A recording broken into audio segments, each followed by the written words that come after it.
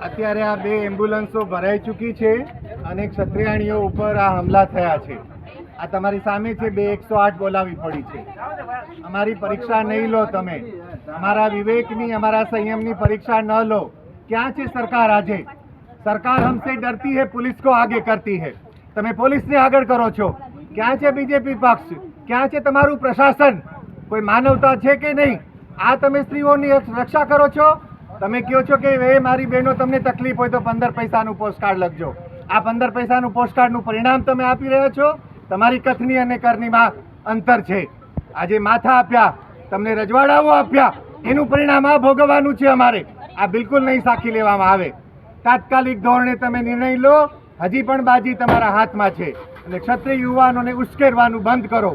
અમારા લોહી ઉકળી ચૂક્યા છે, અમે ધીરજ ધરીને બેઠા છીએ, પણ એનો તમે આ દુરુપયોગ કરી રહ્યા છો। અમારી વાણી વ્યવહારના સંયમને તમે દુરુપયોગ નહીં કરશો। આ એમ્બ્યુલન્સો ભરાઈને જઈ રહી છે। આ ભાજપના કરતૂત છે।